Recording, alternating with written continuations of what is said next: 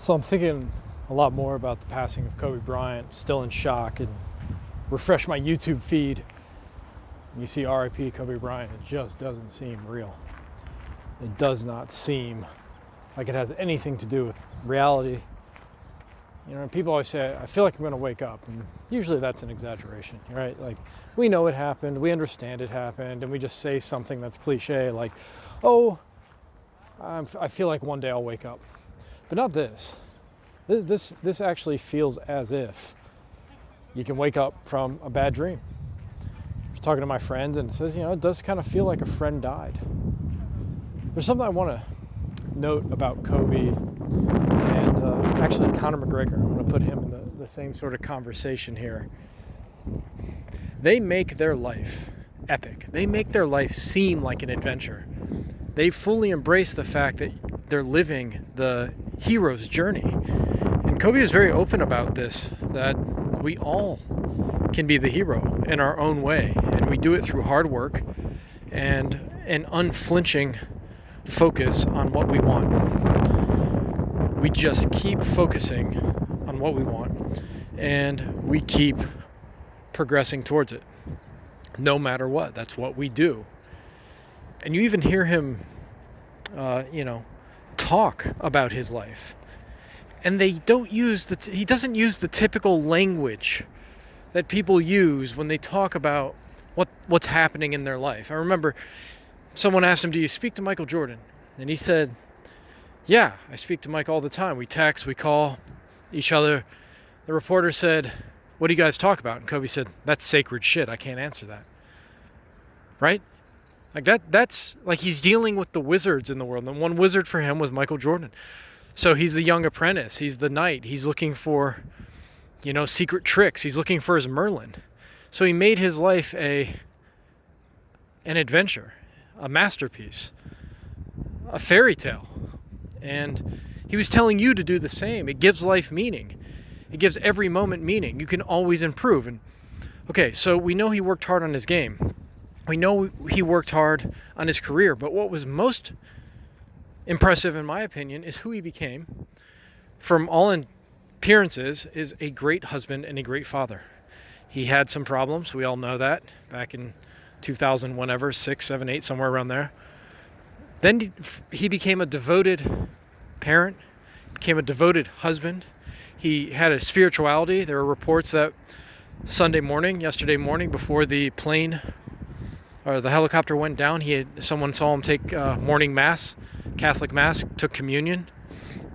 So he was always improving himself from a personality standpoint. That's what impressed me the most. He was a hard, fierce competitor, and then after he was done, he was totally willing to help everyone, every athlete he could. Women, WNBA players, young players. He started his own academy. This hard, fierce competitor shifted into a peaceful, loving person who still preached hard work and being a killer. It's really awesome to watch. The reason I brought up Conor McGregor is because if you listen to him speak, he kind of does that same thing with his life. The way he talks about his opponent, the way he talks about his life and what's happening. It's epic, it's mythic, and people sort of roll their eyes when you talk that way at first. But then you start to live it and they start to believe it, and maybe they get a little jealous of you because now your life is epic. Now your life is something like a fairy tale. He took his life seriously. He took it very seriously. And in taking it seriously, there's a tremendous amount of joy and passion and meaning. Imagine not waking up ever feeling bored. Imagine every day you have something to work on. You see, that's what's interesting about having a craft. That's what's interesting about having a career, to just constantly improve and make no excuses.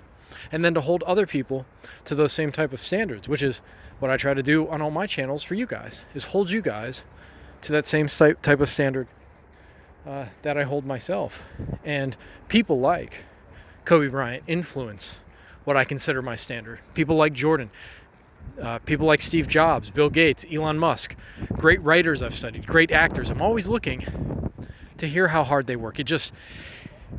It's my drug, hearing how hard people work to achieve their dreams, because it makes us all equal in a certain way. We can all reach our potential.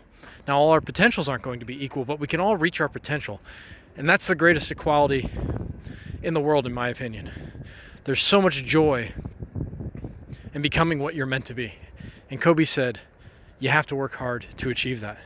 We saw success after basketball. I remember talking to my brother when Kobe retired, and I told him, unlike MJ, it seems to me that Kobe has a plan for what to do after. It doesn't seem like he's going to miss basketball as much and be sitting in his rocking chair and kind of wondering, what if I could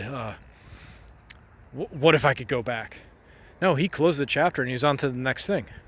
One of my videos, I talk about the philosophy of killers, and the killers, rare species, have the philosophy of mountains forever. Once they get done climbing one mountain, they sit, they look around for a second, then it's the next mountain.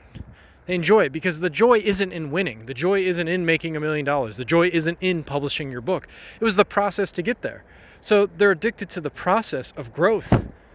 That's how you become a rare person. And you can do that today. You want to be different? You want to be a legend? Don't worry about the accolades. Just start working harder than everybody else. Enjoy the work. Enjoy the process. You're already among the elite. Instantly, today. And then, of course, do it consistently. Do it every day. Kobe taught us that. But let's use our language different.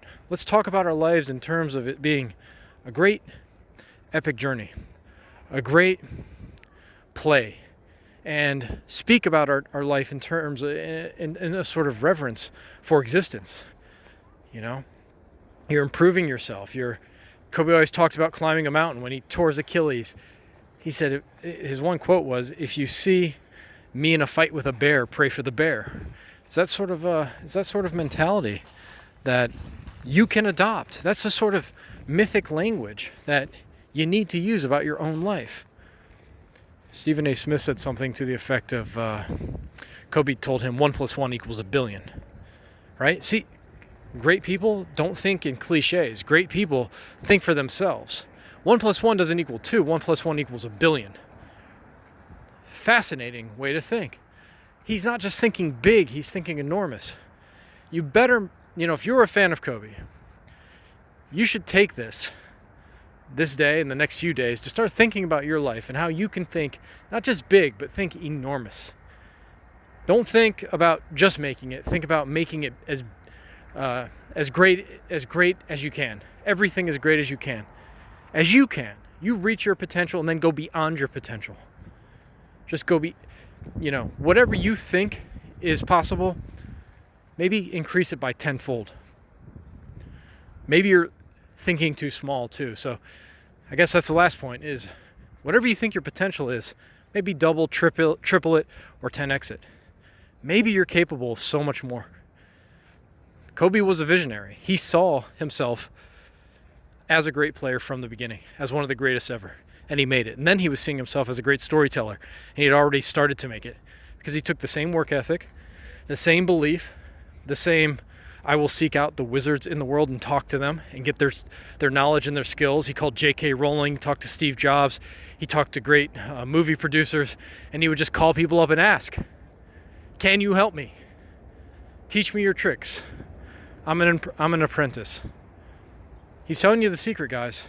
When you do that, your life feels like a movie.